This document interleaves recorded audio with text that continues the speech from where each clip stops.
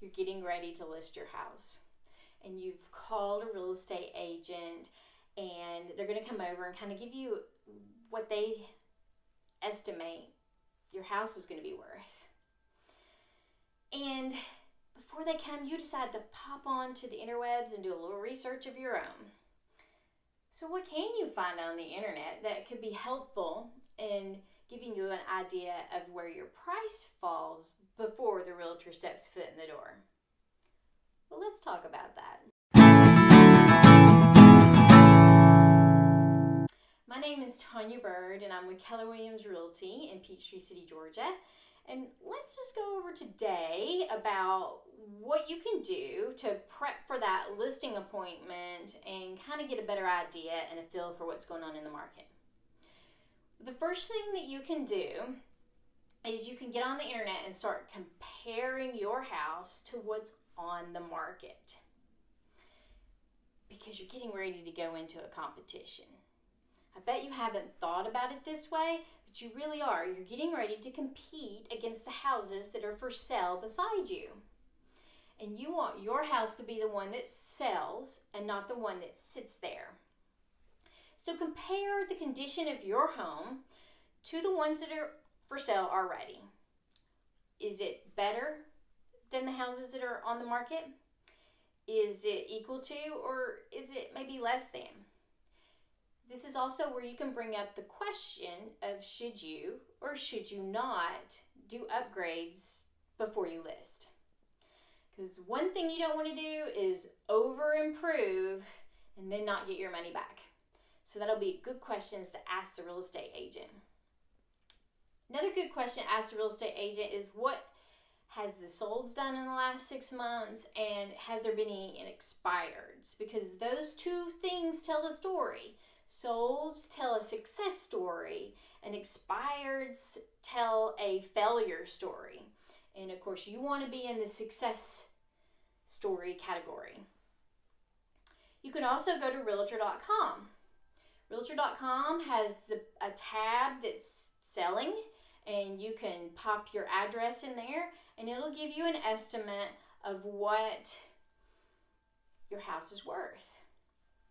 It'll also tell you what the median price point is for the area and the median average days on market, to give you an idea of how long it takes for houses to sell. So let's take a moment to go back to math class and remember what median is. It means in the middle.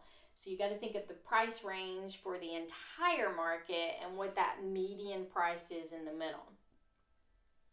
So it gives you an overall picture of the market. You can also out there calculate what you think you're going to net based on seller commissions, how much you owe on your mortgage. There could be other factors too. In the negotiation of a real estate transaction, you may do seller contributions. You may have to pay for attorney's fees or title company fees to get the house closed. So that's another conversation that you can have with the realtor, because Realtor.com gives you an estimate, and a realtor can kind of hone in on those numbers a little bit more and do some scenarios for you. The other thing that it will talk about is price per square foot. And I just want to caution you on that, because price per square foot is a statistic that may be good for your area or may not. It really depends on your market. So when I did real estate in Texas, I was in the Houston area, and where I was at in Sugar Land, for the most part, the houses were very much alike. They did these huge master plan communities that had thousands of homes in one neighborhood, and everything was on a slab, and for the most part, everything looked very similar. So it was very easy to compare houses based on price per square foot because they were so similar. When I came to Georgia, it's completely different here. Houses can be on basements, they can be on slabs, they can be in crawl spaces, they could be on huge lots, little lots. You know, we have all different kinds of looking houses. You can be on one street and go another street down and be in different looking houses altogether. So with that, price per square foot range is huge. It's not really a good indicator of market value for this market, so I don't use it for this market. Another place that you can go is Zillow. Now, Zillow kind of gives you a Zestimate, and you can kind of look around your neighborhood and compare one house's Zestimate to another. And it can kind of give you a rough idea of what the market's doing in the area. What I want to caution you about Zillow is their accuracy on this estimate. And so I'll provide a link below of Zillow's accuracy so that you can actually go look to see how accurate they are in your market. So in my market, which is the greater Atlanta area, and I will say real estate's local, so my market's really in Peachtree City, Georgia, or Newnan, Georgia, but they don't go that small, so you have to look at the greater Atlanta area.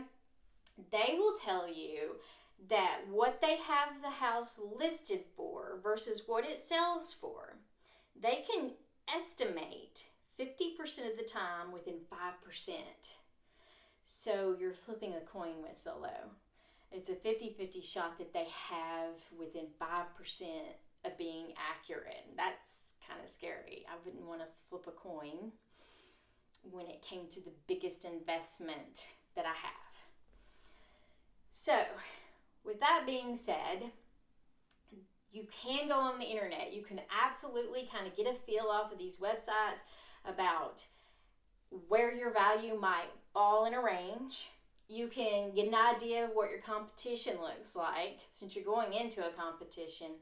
And then you can have a meaningful conversation with your real estate agent since they really know the local area really well. So if you need help in the greater Atlanta area, let me know. I'll be glad to help you out. If you need to have help finding a great real estate agent in your neck of the woods, let me know. I'll be glad to help you out with that too.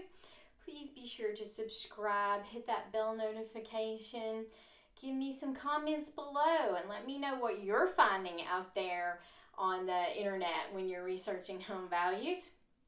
I'd like to have a good conversation around that. So I'll see you next time. Bye-bye.